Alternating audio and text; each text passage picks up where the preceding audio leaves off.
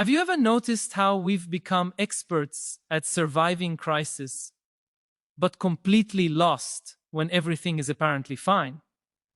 Yesterday, you woke up, checked the news, expecting to find some catastrophe to worry about. And when you found nothing truly alarming, you felt a strange uneasiness taking over your chest.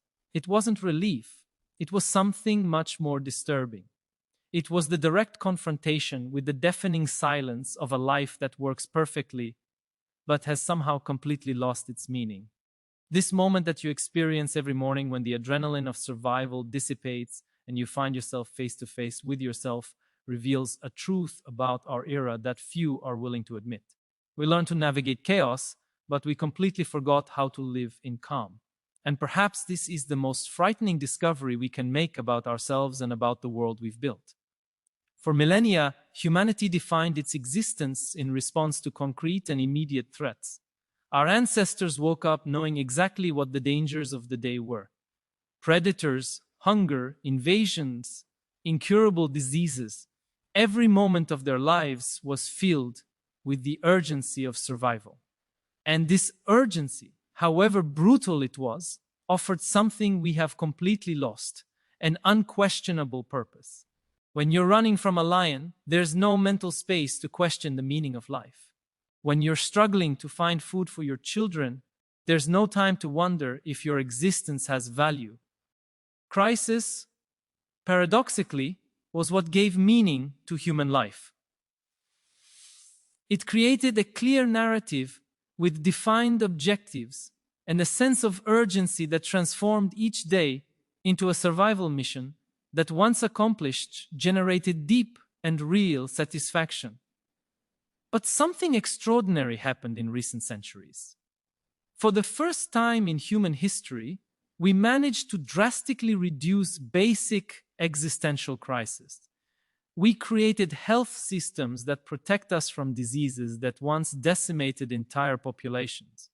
We developed agricultural technologies that practically eliminated hunger in developed societies. We built social and economic structures that, with all their flaws, offer security and stability that our ancestors could never have imagined.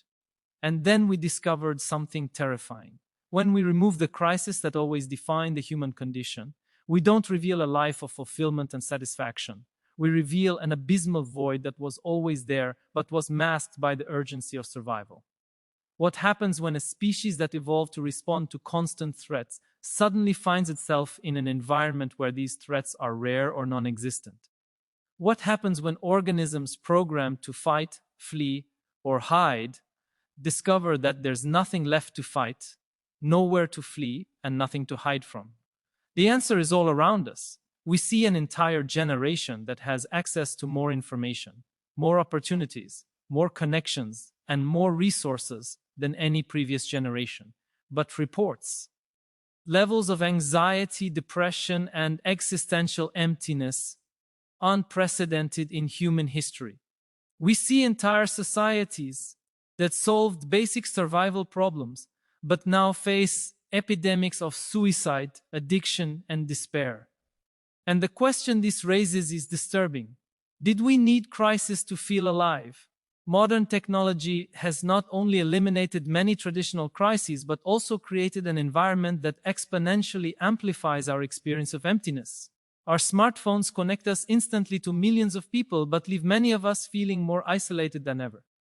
Social media allows us to share every moment of our lives with the world, but has transformed authenticity into performance and connection into competition.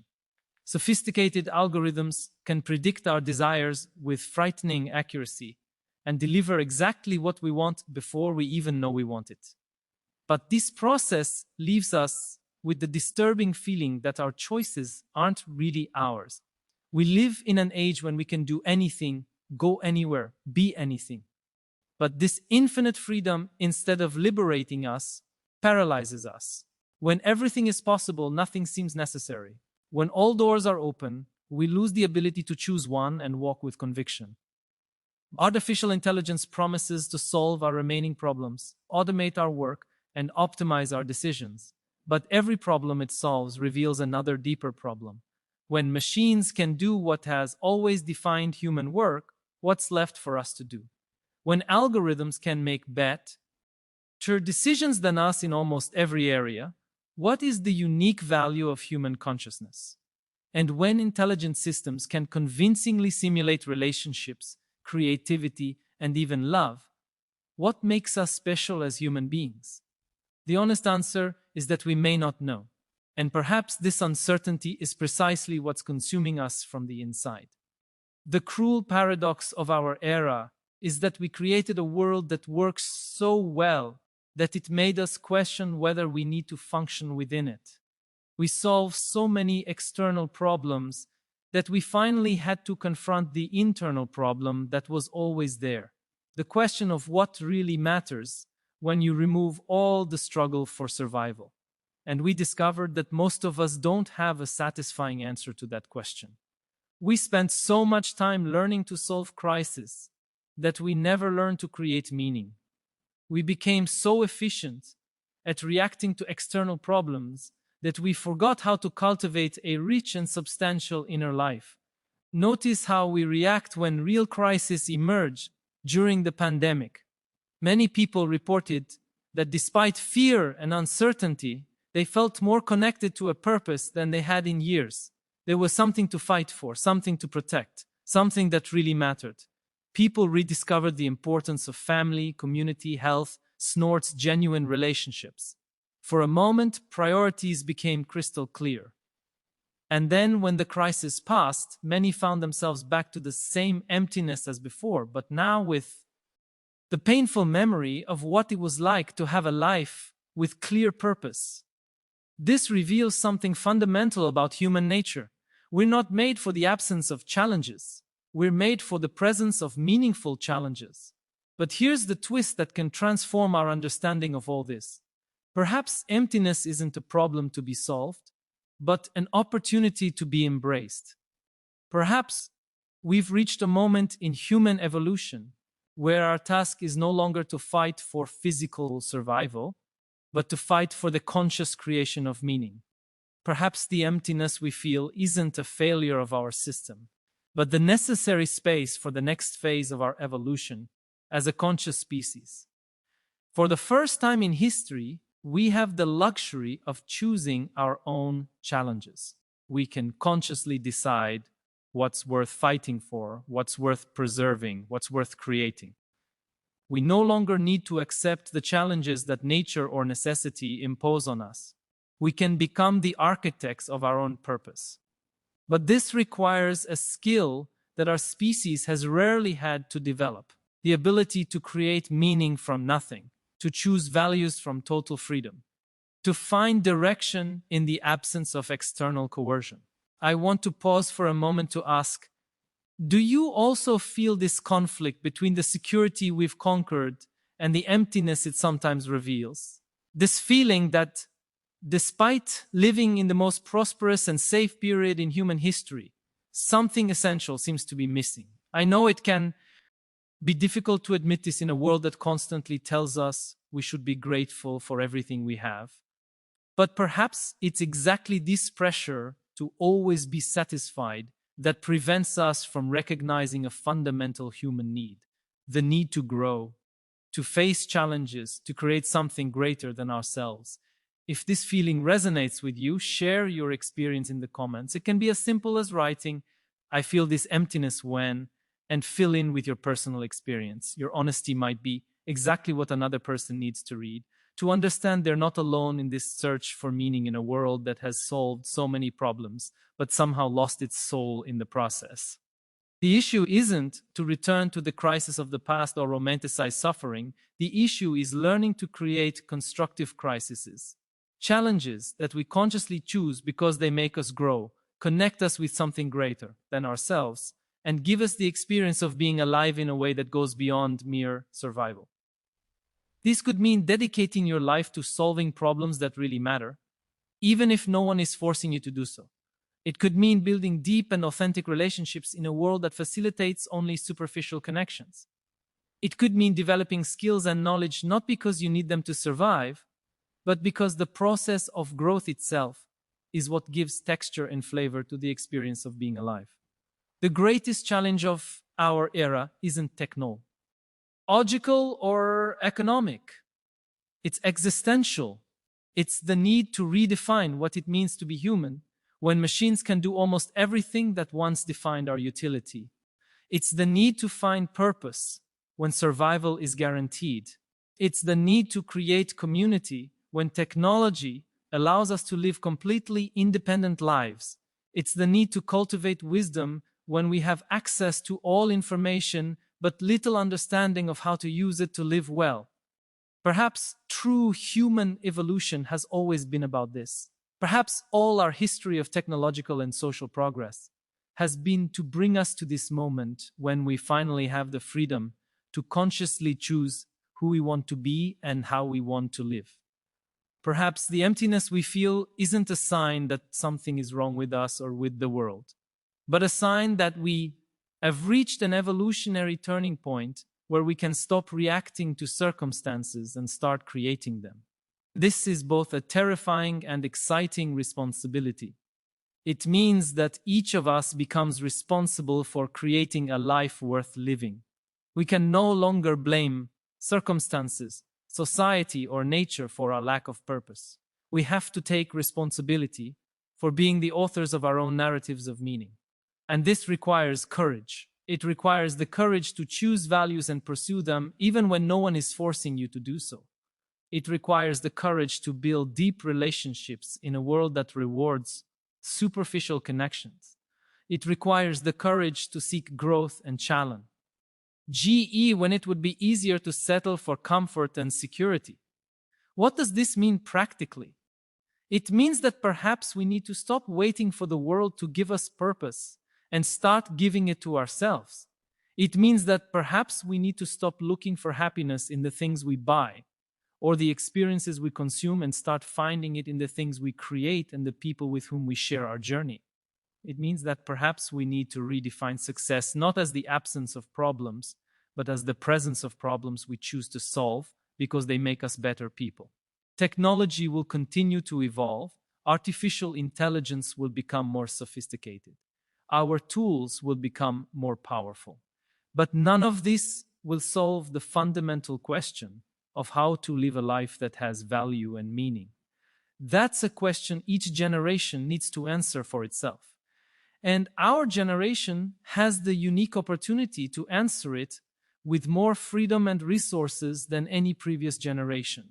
But it also has the responsibility not to waste this opportunity. The emptiness that many of us feel can be reinterpreted as space. Space to create, space to grow, space to consciously choose what kind of person you want to be and what kind of world you want to help build. The deafening silence you feel when there are no immediate crises to solve can be reinterpreted as an opportunity to listen to your own inner voice and discover what really matters to you. Not because someone said it should matter, but because you consciously chose that it matters. Perhaps the question isn't how to eliminate emptiness, but how to inhabit it creatively. How to use this existential freedom not as a burden, but as the most powerful tool our species has ever possessed to create an authentically human life. A life that isn't defined by the absence of problems, but by the presence of purposes we consciously choose to pursue. If these reflections touched on something you've been feeling, but perhaps haven't found words to express, know that you're not alone. Millions of people around the world are navigating the same historical transition between a humanity defined by survival and a humanity defined by the conscious creation of meaning. If you recognized yourself in the questions we explored today and feel you need more clarity to navigate this increasingly complex world, but also increasingly full of possibilities, consider joining us on this journey. By subscribing to the channel, you'll have weekly access to reflections that go beyond superficial narratives and touch the deep roots of our contemporary concerns. I don't offer simple answers or magic formulas, but a space for honest contemplation about the real challenges and opportunities we face as individuals seeking meaning. This is a continuous journey of discovery, and each conversation is a step toward a deeper understanding of ourselves and the extraordinary world we're creating together. Subscribe so we can continue this essential dialogue about how to transform the existential emptiness of our era into the raw material for building authentically human and deeply meaningful lives. The real danger isn't the crisis we know how to face. The real danger is wasting the historical opportunity that emptiness offers us. The chance to become the first human beings in history to consciously choose our own destiny. Not because we were forced by circumstances, but because we are finally free to create the kind of life and the kind of world we truly want. And this may be the most exciting adventure our species has ever embarked upon. Is not a problem, but an invitation. Maybe, for the first time in our history, our job is not to survive the world, but to shape meaning within it, to choose our battles, to invent our purpose, to grow not because we must, but because we can. But that requires a skill our ancestors rarely needed, creating meaning from freedom instead of necessity, choosing values deliberately instead of inheriting them, finding direction not because the world demands it, but because we do. Let me ask you directly, do you feel this tension too? The clash between the comfort we've earned and the emptiness it sometimes exposes? This sense that although we have more than any generation before us, something essential still feels missing? It's hard to say out loud. Gratitude is expected. Complaints sound privileged, but ignoring this feeling won't make it disappear. Humans need growth. Humans need creation. Humans need challenges that matter. If any part of this mirrors your experience, write it down. Even if it's just, I feel this emptiness, when your honesty might help someone else realize they're not the only one grappling with this invisible crisis. The goal isn't to romanticize suffering or return to a world defined by danger. The goal is to craft challenges we choose for ourselves, projects, relationships, missions that make us come alive. It might mean dedicating yourself to work that matters, even if no one demands it. It might mean building deeper relationships in a culture that celebrates superficial ones. It might mean learning for the sake of growth rather than survival. Our greatest challenge now is existential, not technological. It's redefining what humanity means when machines can do so much of what we once took pride in. It's learning to create purpose instead of waiting to inherit it. Maybe the emptiness we fear is actually the blank canvas of human evolution. Maybe this is the moment when we stop reacting and start intentionally shaping who we want to be. That's both terrifying and exhilarating, because it means our lives are no longer dictated by circumstance. They're authored by us. So what does this look like in practice? It means we stop expecting the world to hand us meaning. It means we stop chasing happiness through consumption and begin cultivating it through creation and connection.